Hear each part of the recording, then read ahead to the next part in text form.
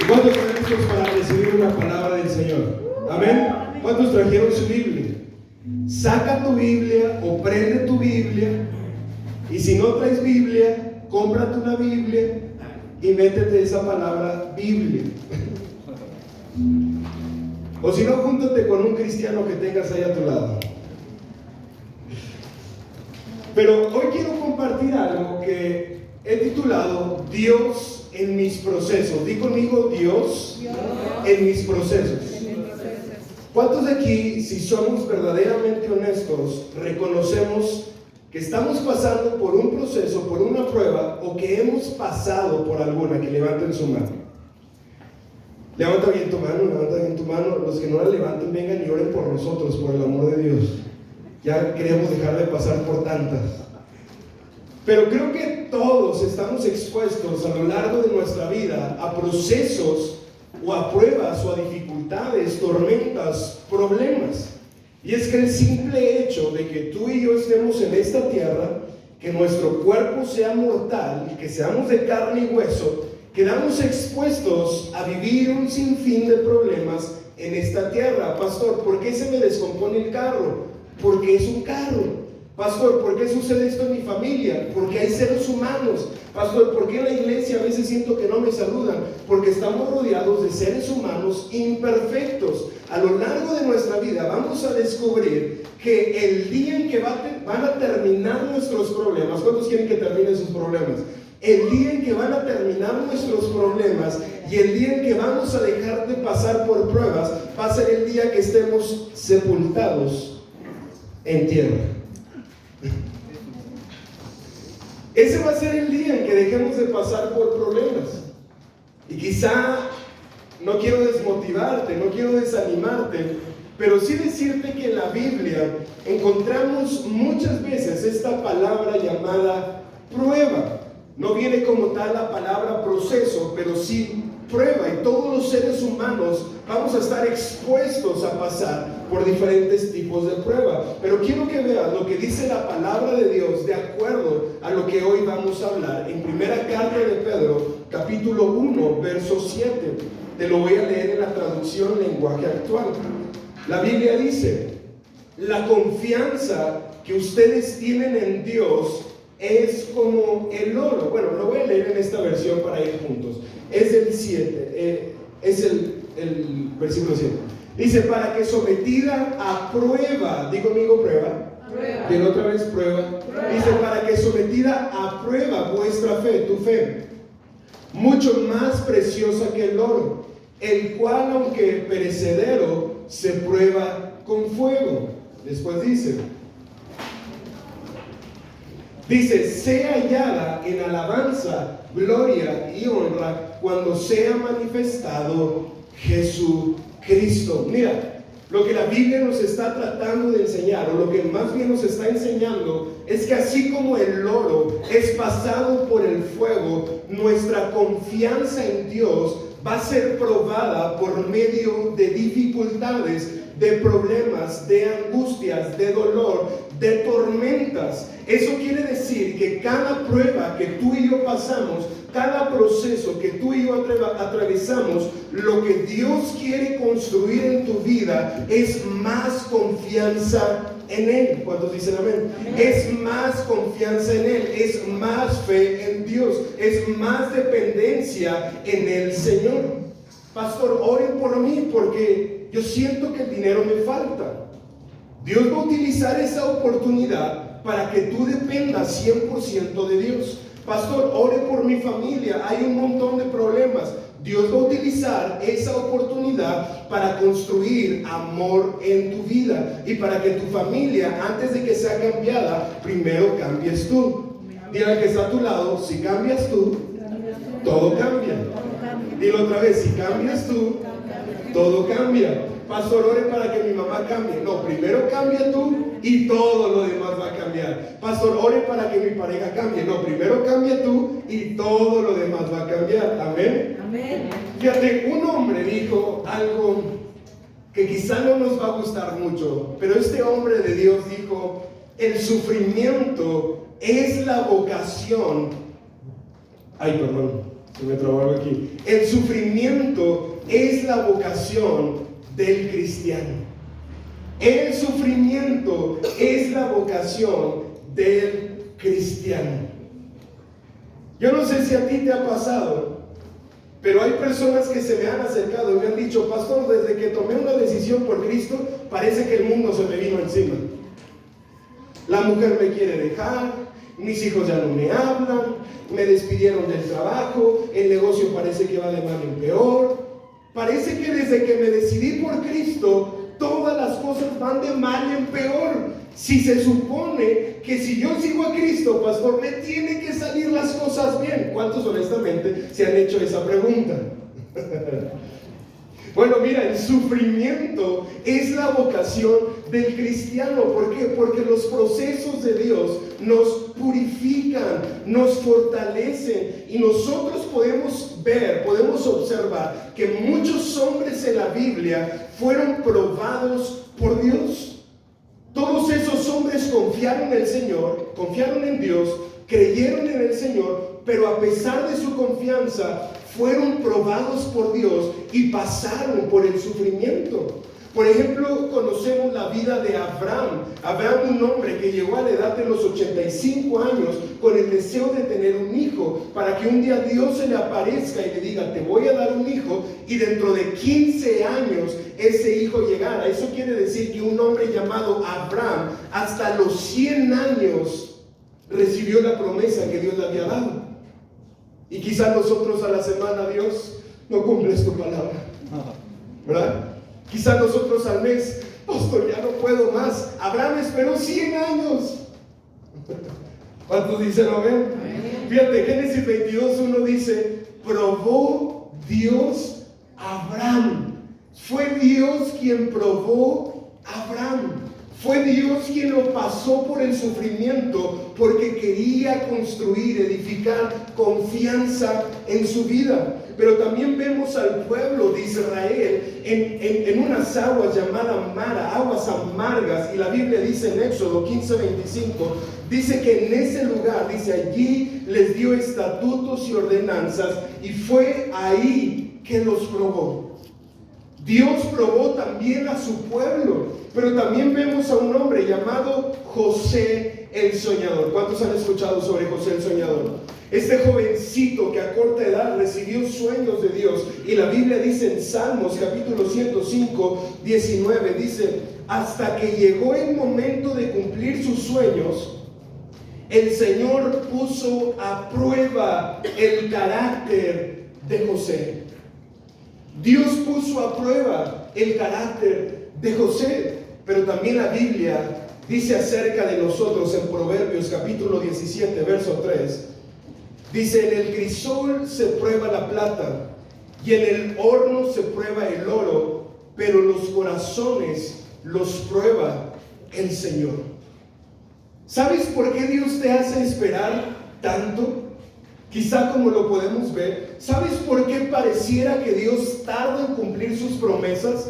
Porque el tiempo purifica nuestras motivaciones, el tiempo purifica nuestras intenciones para saber por qué en realidad queremos recibir lo que le estamos pidiendo a Dios.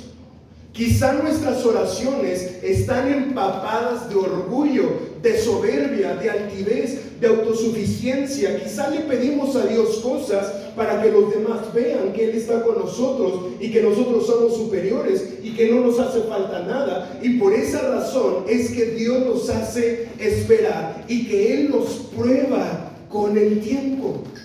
Porque los procesos de Dios purifican nuestras motivaciones. Y leyendo todos estos pasajes, entiendo que los procesos de Dios son un examen para nuestra vida. Eso quiere decir, querida iglesia, que cada uno de nosotros estamos en examen con Dios. Di al que está a tu lado: estás en examen con Dios. Yo no sé si tú entiendes eso, pero Dios desde el cielo está observando cada reacción que tienes, cada acción que tienes, cada palabra que dices, cada queja que dices, cada manera en la que le respondes a tu familia. Dios desde el cielo observa todo lo que somos, y Él está probándonos cuando nadie nos ve, cuando todo el mundo nos observa. Él está viendo nuestros corazones, porque la Biblia dice que Él prueba los corazones de sus hijos. Y hoy vamos a aprender 3 verdades basadas en lo que dice Juan capítulo 12, 24.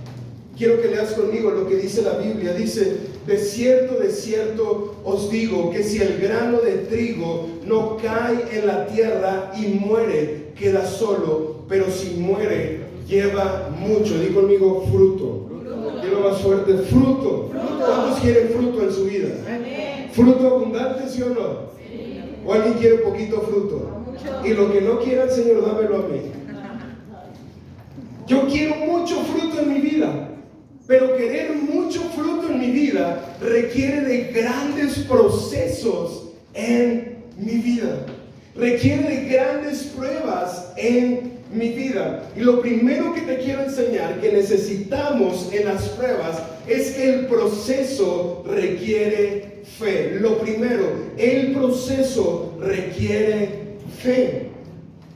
Mira, ¿cuántos de aquí creemos en Dios? No, levanta bien tu mano si tú crees en nuestro Señor y Salvador. Ok. A ver, dime si estoy mintiendo.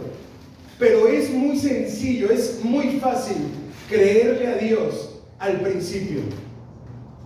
Cuando escuchamos una palabra como estas o escuchamos algún otro mensaje, es muy fácil creerle a Dios al principio. Si quizá el hombre que está aquí, la mujer que está aquí, te dice Dios te va a bendecir y tú vas a decir amén.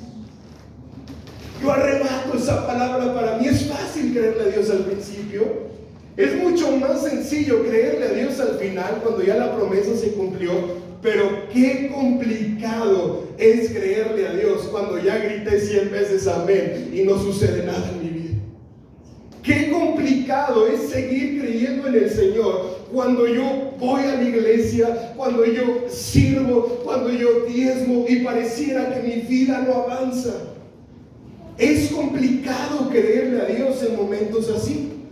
Y es que como seres humanos, como hijos de Dios, estamos conscientes de cuándo inicia, pero a ciencia cierta no sabemos cuándo termina un proceso o cuándo exactamente terminará. Y es ahí, en medio de los procesos, donde surgen pensamientos de duda, de temor, de angustia, de incertidumbre, de ansiedad, que quieren venir a robarnos la poca fe que nos quedaba en el Señor. Es en esos momentos donde el diablo se aprovecha, y como dice Juan capítulo 10, verso 10, que el enemigo ha venido para matar, robar y destruir. Él aprovecha esos momentos para matar la poca fe que quizá queda sobre nuestra vida. Y yo no sé cuántos hemos estado en situaciones así, pero el proceso, querida iglesia, requiere fe. Di conmigo: el proceso requiere fe. El proceso requiere fe. Ahora, por eso los discípulos de Jesús le decían a Jesús: Señor, aumentanos la fe. Por eso cuando Pedro caminó sobre las aguas viendo a Jesús, pero al dejar de verlo se hundió, cuando Jesús lo sacó, le dijo: hombre de poca ¿qué? Poca fe. La fe es el músculo. Haz así conmigo. No, ya deja de hacerlo, wow. La fe es el músculo que te va a sostener en medio de las pruebas. La fe es el músculo que te va a sostener en medio de las dificultades. La fe es el músculo que te va a sostener cuando no te alcance. La fe es el músculo que te va a sostener cuando la vida parezca que no va bien. La fe es el músculo que tú y yo debemos ejercitar todos los días. Y adivina dónde está el gimnasio de la fe: en las dificultades, en las pruebas. Adivina dónde uno tiene que llegar al fallo en la fe: en el dolor, en la angustia. El gimnasio de la fe se llama problemas. Te lo voy a repetir: el gimnasio de la fe se llama problemas. Y es ahí donde tú y yo ejercitamos nuestra confianza en el Señor para seguir creyendo y seguir caminando. Por eso la Escritura dice en 2 Corintios 13:5 dice examínense, es decir, háganse un chequeo ustedes mismos para saber si su fe es genuina, es transparente.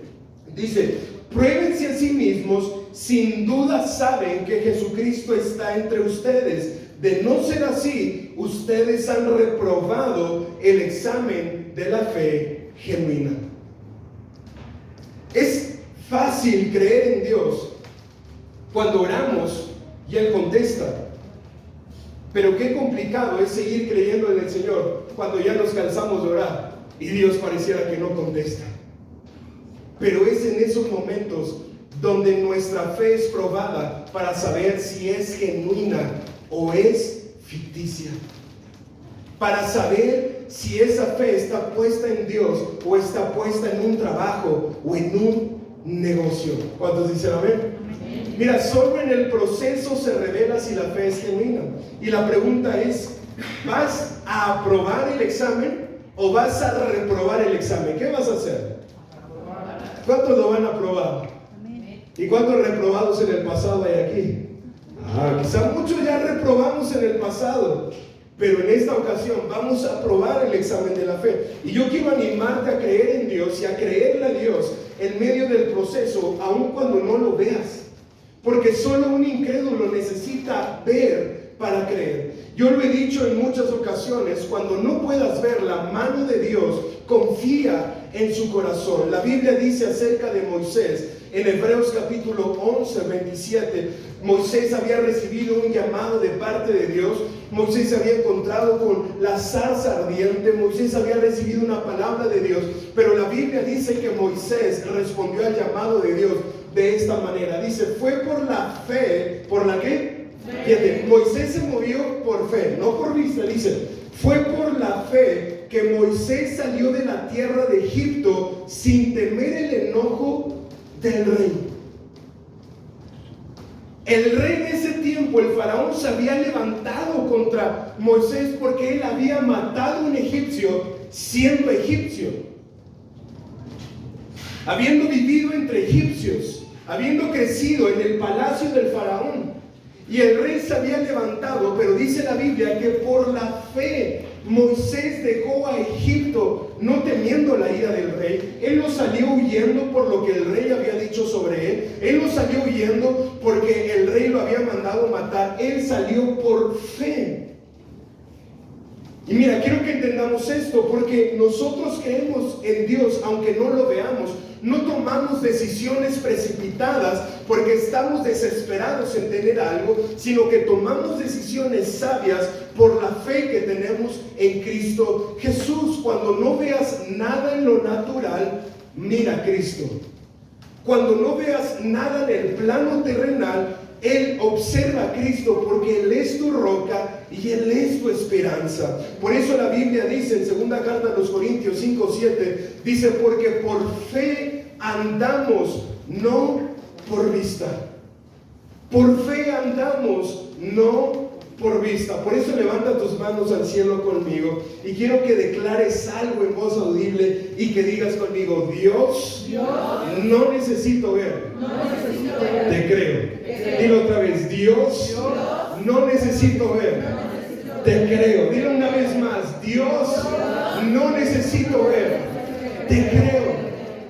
Querida iglesia, no necesitamos ver para creer. Es porque creemos que constantemente vemos las maravillas de Dios sobre nuestra vida.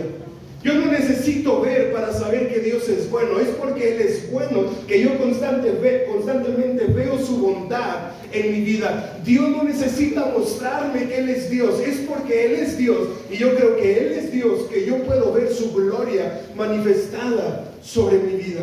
Por eso yo te quiero animar, yo te quiero motivar a que tengas fe aun cuando no sientas a Dios. Porque tu fe no puede depender de tus emociones, sino de tus convicciones. Esta semana, cuando estuvieron afirmando mis pasos, un aplauso, vamos a darles un aplauso a ellos que se están preparando. Pero esta semana les hacía una pregunta y les decía, ¿cuántos ex bipolares hay aquí? Y yo quiero hacer esa misma pregunta hoy. ¿Cuántos bipolares o ex bipolares hay aquí que levanten su mano? Ay, ahora resulta que nadie. Dios mío. Solo porque hoy es 8 de marzo no voy a decir nada sobre las mujeres. No, por cierto, felicidades a cada mujer. No sé si hay día de los hombres, pero bueno. En fin, si hay. Ni uno lo conoce como hombre, ¿verdad? Pero alguien emocional es bipolar. Yo no sé si tú has convivido con alguien bipolar, pero constantemente cambia de emociones. De repente está feliz, después está enojado, después está triste, después le preguntas, ¿estás en tus días? Ah, no, eres hombre. Hágame. Y una persona emocional es bipolar.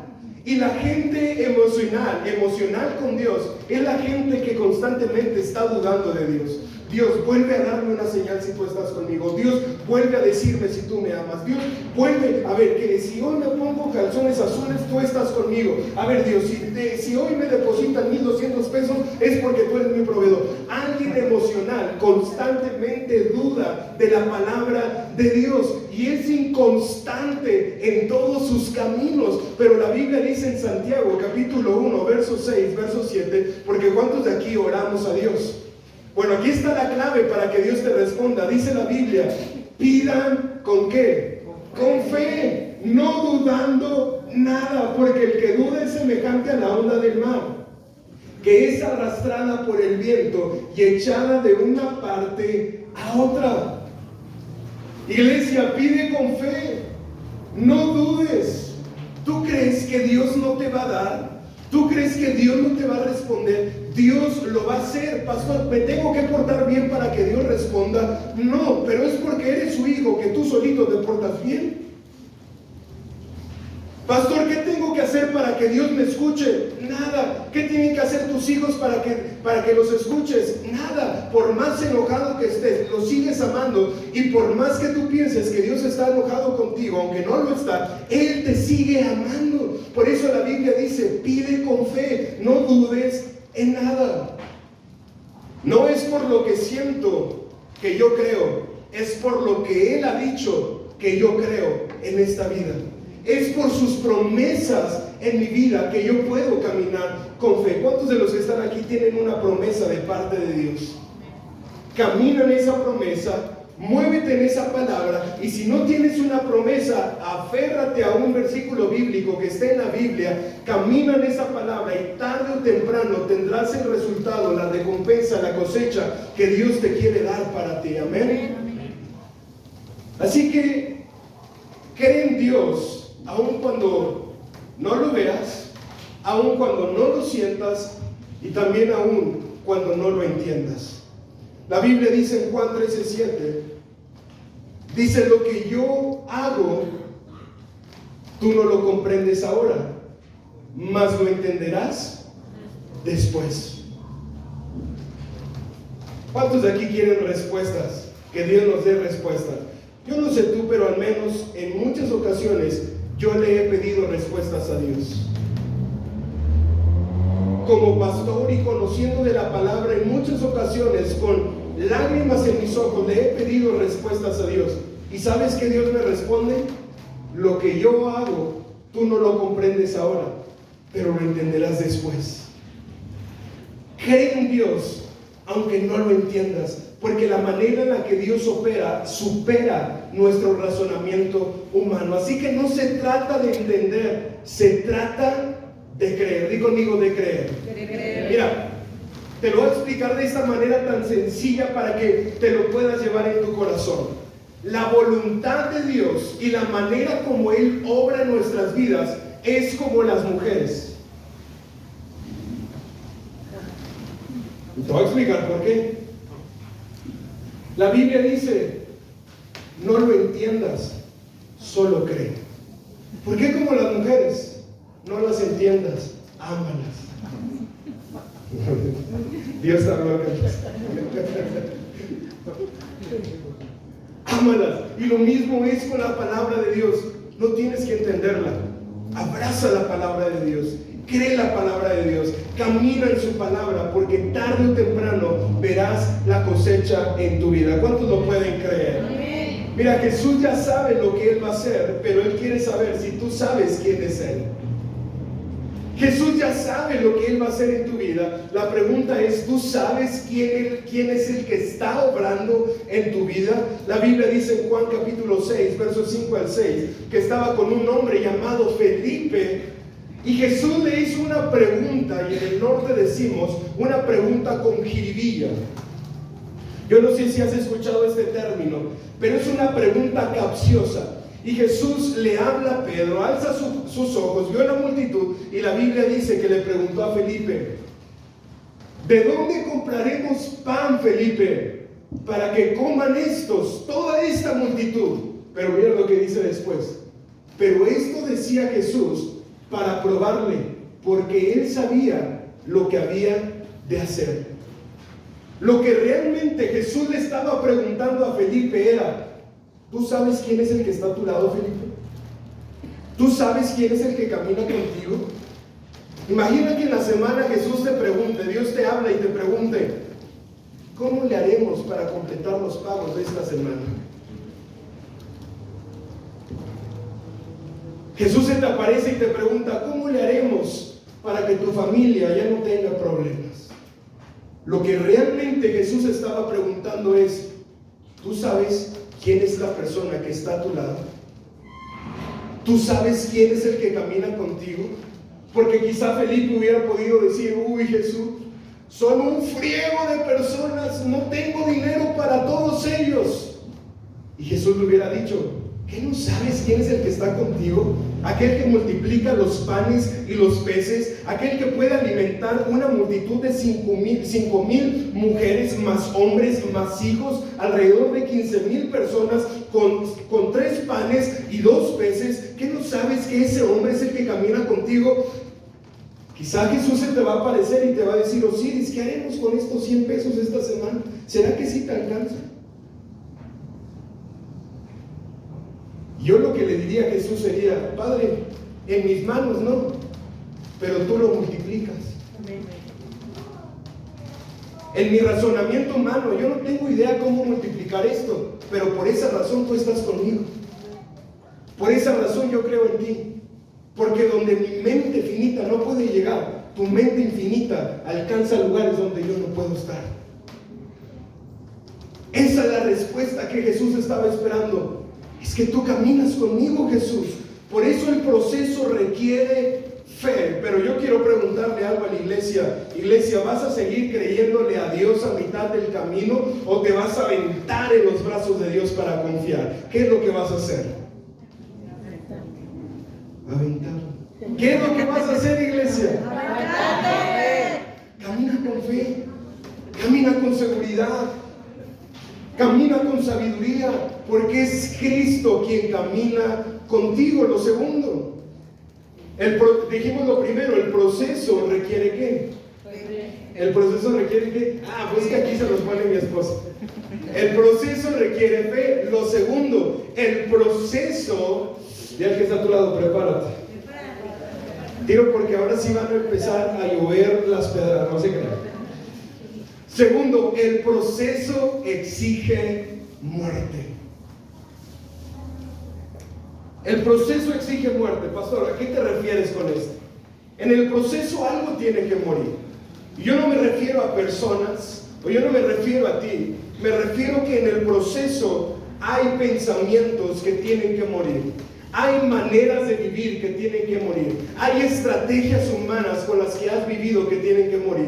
Hay costumbres carnales con las que has jugado y has vivido que tienen que morir. Hay cosas que te daban seguridad que tienen que morir para que tu dependencia solo venga de Dios y no de un trabajo, no de un negocio, no de una persona, ni de nadie, solo de Cristo Jesús. Y es que no puede venir la vida de Dios si primero no permitimos que muera lo viejo. Dile al que está a tu lado: tienes que morir.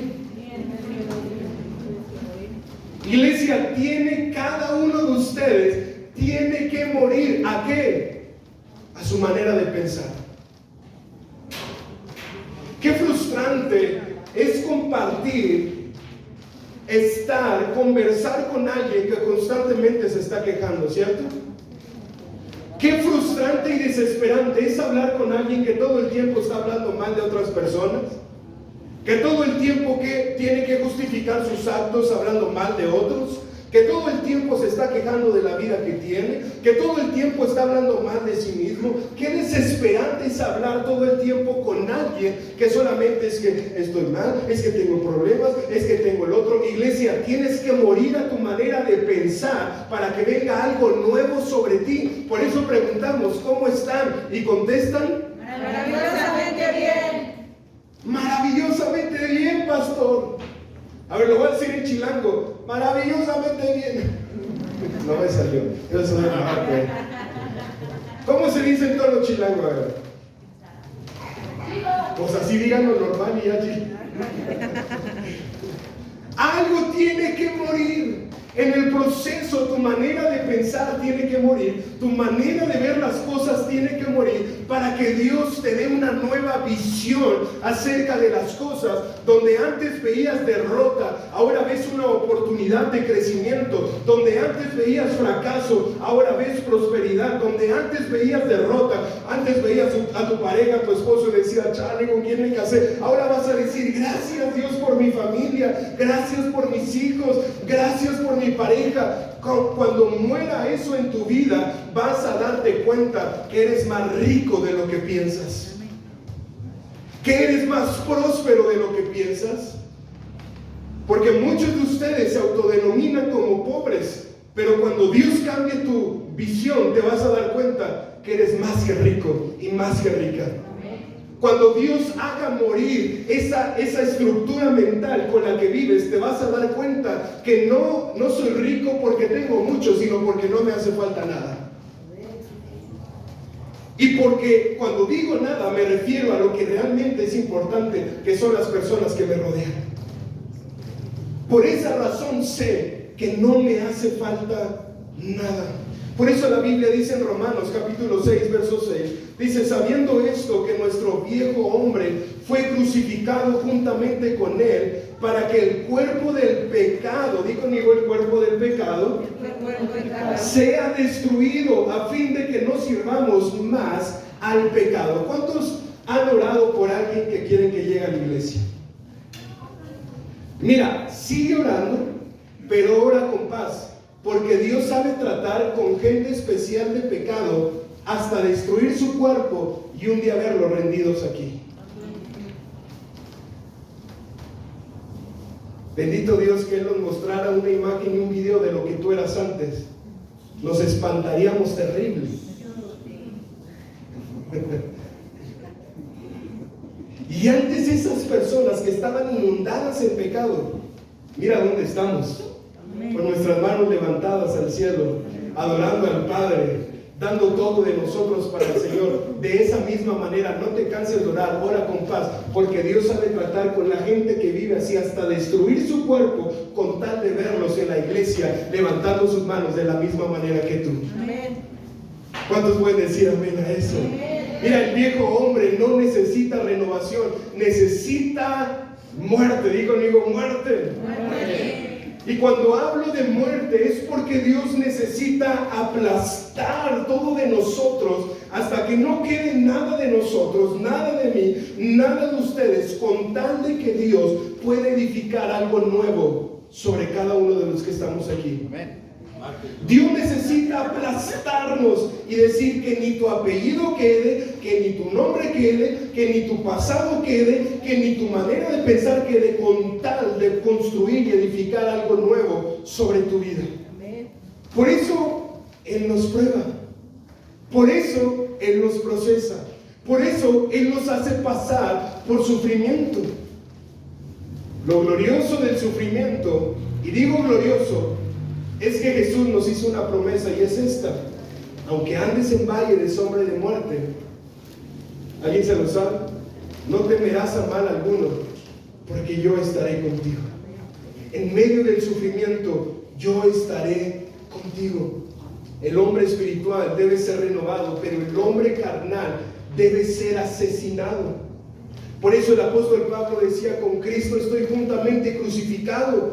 Ya no vivo yo, Cristo vive en mí. ¿Cuántos de aquí conviven con personas? Mira, convivir con personas es desafiante, tratar con personas es desafiante, hablar con personas es desafiante, hablar con tu familia es súper desafiante. Pero es en esos momentos de coraje, de ira, es en esos momentos de estrés donde Dios te dice, tienes que morir a los gritos. Y pareciera que Dios nos pone una cinta así en la boca, así. Y te quedas sin palabras. Ya ni las groserías te riman. Ya hasta rara te ve, raro, sin chiste, insípido. Es en esos problemas donde como hijo, como hermano, el Espíritu Santo viene y te hace morir al orgullo e ir y pedir perdón, aunque tú no tuviste la culpa. Y de decir, sabes que ya vamos a estar bien. No te voy a encarar lo que hiciste, pero te perdono. Vamos a estar bien. ¿Sí te fijas eso? ¿Es complicado? Sí es complicado. Pero solo alguien muerto en Dios puede hacer eso. Pero ¿qué pasa cuando nos hacen algo? ¿Qué pasa cuando vivimos una injusticia? No, esto sí me la van a pagar. Me van a conocer. Nada más porque voy a la iglesia. No, ese hombre, Dios tiene que matarlo. Esa mujer, Dios tiene que matarla. Esa manera de pensar, Dios tiene que matarla. Y Él no se va a cansar hasta ver en ti un hombre nuevo y una mujer nueva. Pastor, ¿cuándo voy a salir de esta prueba? Hasta que entiendas por qué estás ahí. Pastor, ¿cuándo Dios me va a prosperar? Hasta que sepas administrar lo que tienes. Pastor, ¿cuándo mi esposa me va a volver a amar? Hasta que tú la ames primero. Hasta que cumplas lo que dices. Hasta que dejes de prometer y comiences a hacer. Pastor, ¿cuándo mi esposo va a estar conmigo? Hasta que vea una mujer afable, una mujer sabia que edifica su casa. Me explico, los procesos se brincan y se pasan cuando uno entiende y cuando uno muere lo que Dios tiene que matar, cuando uno muere a lo que Dios quiere matar en ese tiempo. Yo paso ese proceso y esa prueba cuando por fin ya te entendí, Dios, ya sé por qué estoy aquí. Ya sé por qué estoy pasando por esta escasez económica. Porque soy un orgulloso, porque soy un soberbio, porque pienso que no necesito nada de nadie más, porque pienso que yo puedo hacerlo todo solo, porque pienso que es por mis fuerzas. Por esa razón sé que me tienes así. Ya sé por qué mi familia no cambia. Porque yo soy el primero en ir a la iglesia y el primero en gritar, porque yo soy el primero en tirar la toalla, porque yo soy el primero en decir que no vayamos, porque yo soy el primero en decir que esto no vale la pena. Ya sé, Dios, por qué estoy pasando por esto. Ya sé por qué el carro se me para, ya sé por qué me pasa esto. Ya lo entendí, Dios, porque tú tienes que matar algo en mí que destruye la vida de otras personas. Porque tú tienes que asesinar algo en mí que me está destruyendo a mí mismo a la larga. Es por esa razón que Dios nos procesa, es por esa razón que Dios nos prueba, y benditas pruebas que no son de gozo, no son de alegría, pero que nos cambian para el resto de nuestra vida. Bendita escasez económica que nos hace valorar el peso que ganamos. Bendita escasez económica que nos hace valorar los frijolitos que comemos. Bendita escasez económica que nos hace valorar que nos podamos mover en pie, que tenemos pies, que podemos caminar. Benditos problemas en la familia que me hacen valorar que si no los tuviera estaría chillando. Benditos problemas que me hacen reaccionar a la vida y saber que somos seres humanos. Que me hacen entender que convivimos entre hombres y mujeres imperfectos. Benditas pruebas y benditos problemas que forzosamente nos tienen que llevar a ponernos de acuerdo como familia. Benditos problemas que nos cambian la vida. No son de alegría, no son de gozo, pero nos transforman la vida. Por esa razón, Qué locura darle gracias a Dios por los problemas que pasamos, porque es una locura. Pero solo el cristiano entiende por qué uno se alegra cuando pasa por debilidades, porque el poder de Dios se perfecciona en nuestra debilidad. El poder de Dios se perfecciona. Mira, Él nos lleva a morir porque Él solo puede resucitar lo que está muerto. Así que, iglesia, te motivo, no quieras mantener con vida lo que Dios quiere matar. No quieras mantener con vida la autosuficiencia y el orgullo que Dios quiere matar. Porque si no entendiste con la primera prueba, adivina qué, Él tiene muchas pruebas con las que nos puede procesar. Él tiene un listado de cosas con lo que podemos pasar para que por fin entendamos. ¿Y sabes por qué Dios nos pasa por ahí? Porque te ama. Padres, cuando ustedes corregían a sus hijos, no sé si les tocó a ustedes decir cosas como: te corrijo porque te amo. ¿Hay algún padre que llegó a decir algo así, para decir no en esas palabras? Levanta tu mano si tú llegaste a decir eso. ¿Sabes? Si nosotros, siendo malos, la Biblia dice, sabemos dar buenas dádivas a nuestros hijos, ¿cuánto más nuestro Padre en el cielo, que muchas veces nos va a decir: me duele más a mí de lo que te duele a ti? Te corrijo porque te amo. Te proceso porque te amo. Te hago pasar por el fuego porque te amo. Te hago pasar por las aguas porque te amo. Y no me importa tener que pasarte muchas veces con tal de que por fin seas transformado. La vida del cristiano es así: morir para vivir, soltar para recibir. Yo quiero hacer algo. Mira, Carlos, abre tus manos, así. Ponte aquí para que todo el mundo te vea. ¿Cómo tienen las manos? Abiertas, ¿cierto? Así juntas. Dios dice: wow, Carlos. Te voltea a ver y dice: mi hijo, ¿cuánto te amo, Carlos? Y Dios dice: te voy a dar algo. Te voy a bendecir. Y Carlos al ver, tranquilo. Carlos al ver la bendición, él se asombra. ¿Cómo se asombra? Wow, no hubiera podido. Desde actor te hubieran muerto de hambre, Carlos.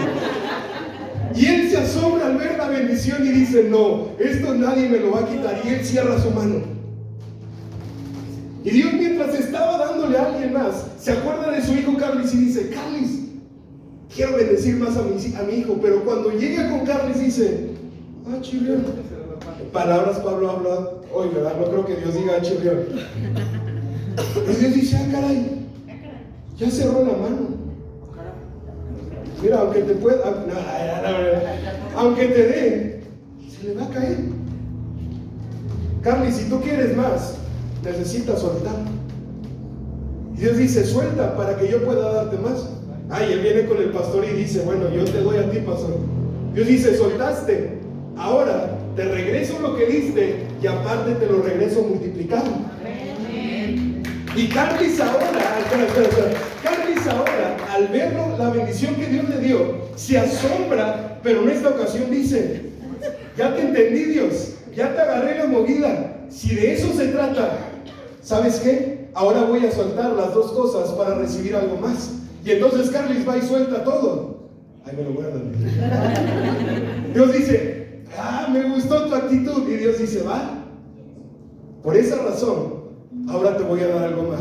Y Dios dice: va. Te voy a bendecir con eso. Y aparte, ya no tengo nada más aquí, Dios mío, se me acabó. Pero saca eso. Sácalo. Dios dice, como si fuera mío, como si fuera de Dios. Al oírlo ahorita. Dios dice: me gustó, te voy a dar más. Y cuando Él empieza a ver que nosotros soltamos, Dios no se cansará de dar. Por eso la Biblia dice, gracias Carlos, por eso la Biblia dice: es más bienaventurado dar que recibir. Y Dios, de una u otra manera, le va a enseñar a su iglesia a soltar para recibir. No te canses de dar amor, no te canses de dar perdón, no te canses de soltar, Porque la Biblia dice, no te canses de hacer el bien, porque a su debido tiempo cosecharás. Quizá has recibido mal, quizá te han pagado con la moneda de injusticia, te han pagado con la moneda de rechazo, pero no porque hayas cobrado de esa manera quiere decir que tú seas así. No porque me hayan pagado con rechazo es que yo tengo que rechazar. Cambio la moneda.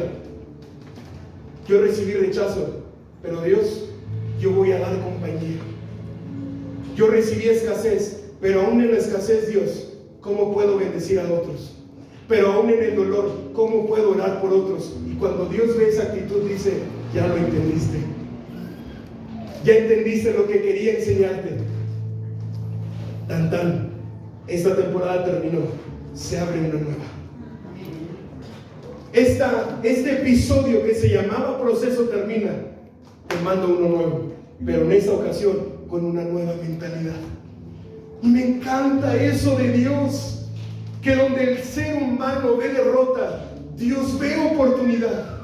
Donde el ser humano ve fracaso, Dios ve transformación. Donde el ser humano ve divorcio, Dios ve restauración. Pero Él espera formar en nosotros lo que sea necesario con tal de enseñarnos a disfrutar lo que está por venir. Con tal de enseñarnos a retener y multiplicar lo que Él está a punto de darnos. Por eso, querida iglesia, el proceso exige muerte. El proceso exige muerte. Y hay analogías en la Biblia como estas, como que el pan es partido para luego ser repartido, que el alabastro, el perfume, necesita ser quebrado para después soltar un aroma, que la semilla tiene que ser sembrada en tierra y tiene que morir para que pueda dar mucho fruto, como la uva tiene que ser exprimida para que saque su jugo, y como la aceituna necesita ser prensada para que salga lo que lleva dentro del aceite. Agarra a la persona que está a tu lado y apriétala poquito.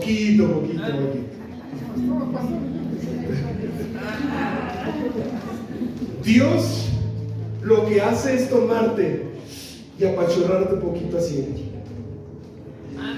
Dios te comienza a apachurrar. Y tú, Dios, ¿cuándo? No lo estás viendo, pero ese proceso está dando un fruto que tú no te imaginas. Ese proceso y esa prueba está dando algo nuevo que muchos van a comer de ese proceso. Muchos te van a admirar por ver de dónde saliste, pero tuviste que ser apachurrado. Tuviste que ser procesado. El proceso duele, parte, quema y presiona.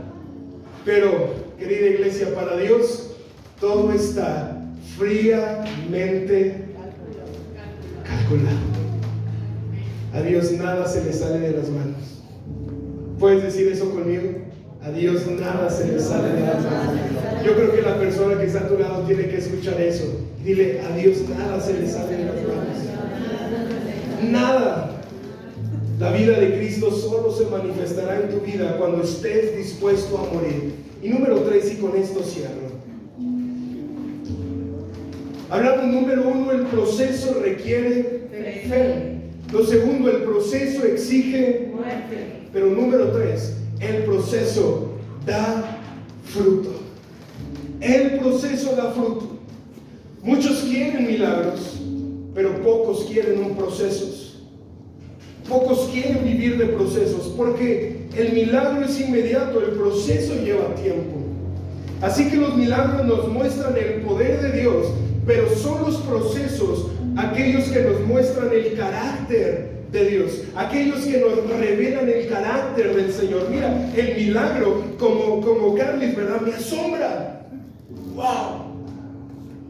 Cuando por fin veas el resultado de todo lo que le pedías a Dios, ¡wow! El milagro asombra. Dios de alguna u otra manera trajo provisión y salí adelante esta semana. Pero el proceso, querida iglesia, te transforma. El proceso te transforma. Es bueno vivir de milagros, pero es mejor vivir de transformación, de procesos. Porque la transformación me da sabiduría. Di conmigo sabiduría. Dilo más fuerte, sabiduría. Mira, el fruto más maravilloso de un proceso se llama carácter, resiliencia. Yo ayer le escribí una carta a mi esposa. No se las voy a leer todas porque si no vuelvo a llorar. Pero yo ayer le escribí una carta y hablando de resiliencia y de carácter, en esa carta yo le dije, Dayana, le dije, cada vez me impresiona más la mujer que eres. Y le dije, nuestra hija, y se lo vuelvo a decir, ¿verdad? Nuestra hija en tu vientre nunca fue un estorbo para que dejaras de servir, dejaras de ayudar, dejaras de atenderme y dejaras de congregarte. Nunca fue un estorbo. Le dije, por esa razón sé que vas a ser la mejor mamá que he visto en esta tierra. Eso es resiliencia, eso es carácter, eso es fuerza, eso es fortaleza. Cada quien en el área que lo necesita. Pero el carácter es, me siento débil, pero aún así sirvo.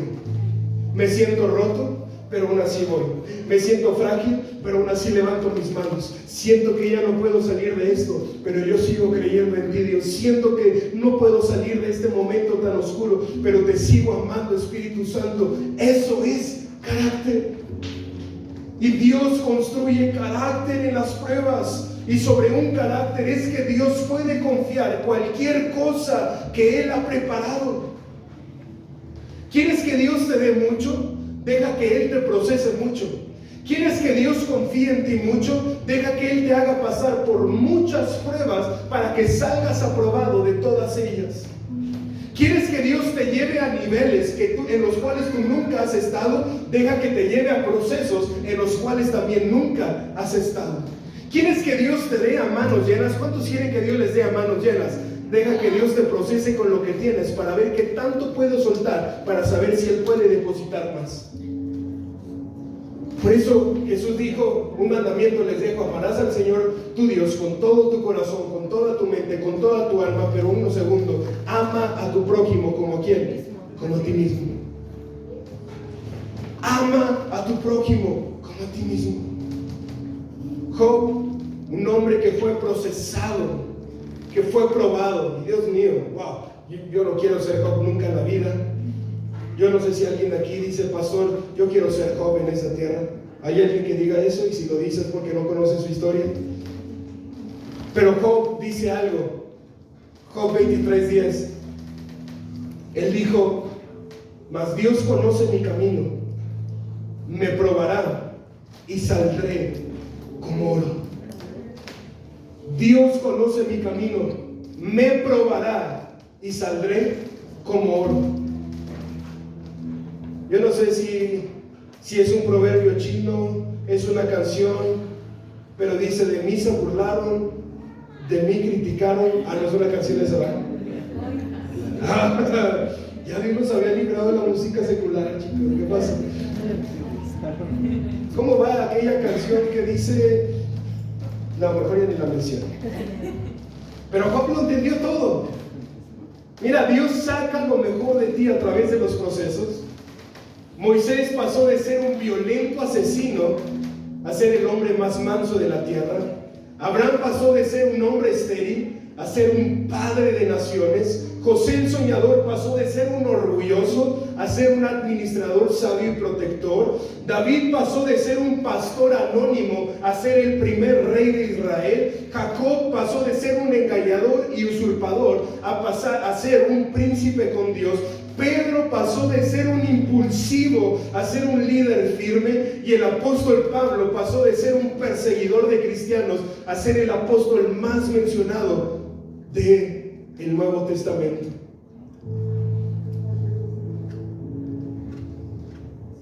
La pregunta que hace poco escuché me hizo pensar mucho y fue esta: ¿qué tanto has perdido para llegar a este punto?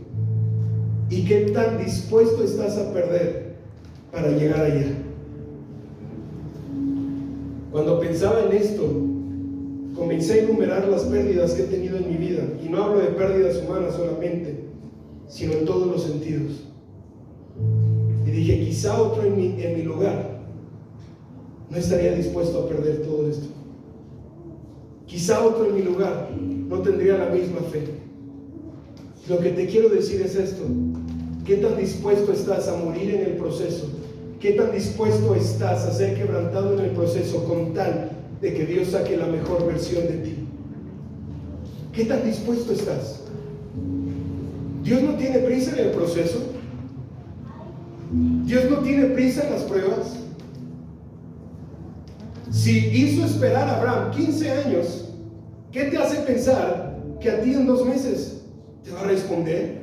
Y no te quiero desanimar, al contrario, te quiero animar a que mueras a tiempo para que cambies de capítulo, para que cambies de temporada. Dios no tiene prisa en las pruebas, Dios no tiene prisa en los procesos. Quiero decirte que del proceso Dios va a sacar la mejor versión de ti. De tu proceso Dios va a sacar la mejor versión de ti. Porque recuerda que un buen platillo, escucha esto, un buen platillo se cocina a fuego lento. Y Dios lo que está formando en ti no es chatarra de microondas. Él está preparando un buen platillo.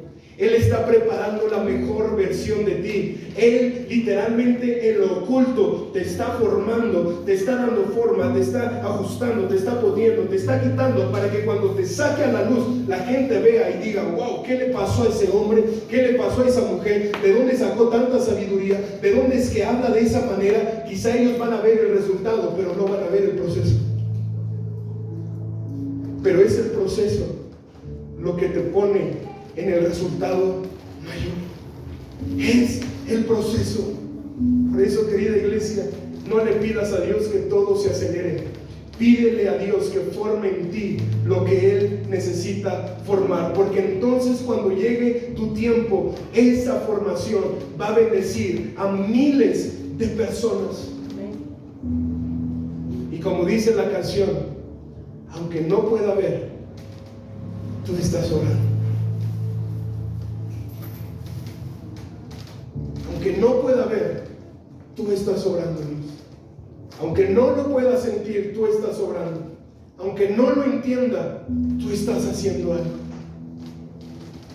Quiero que veas por último lo que dice Mateo capítulo 5, 16, porque este versículo es para cada uno de ustedes que están aquí. Mateo 5, 16 dice: ustedes deben ser luz, así alumbre vuestra luz delante de los hombres, para que vean tus buenas obras y glorifiquen al Padre que está en los cielos. En otra versión dice: ustedes deben ser luz para los demás, de tal manera que todos puedan ver sus buenas obras. Cuando tu familia vea que te levantaste de esa prueba, escucha, ya no le vas a tener que decir nada más, solitos te van a comenzar a imitar. Cuando aquellos que te rodean ven cómo te pusiste después de semejante caída, ellos solitos van a decir: verdaderamente tú sigues a un Dios vivo. Llévanos a donde vas. ¿Dónde te estás congregando? ¿Dónde estás yendo? ¿Qué está sucediendo contigo? Yo quiero eso también. No vas a tener que decirles nada, solitos te van a comenzar a seguir. Así alumbre vuestra luz delante de los hombres. Y si tú estás pasando por una prueba, si tú estás siendo procesado por Dios, yo quiero que te pongas de pie ahí donde estás. Porque yo sé que el Espíritu Santo desde este momento ya está haciendo algo.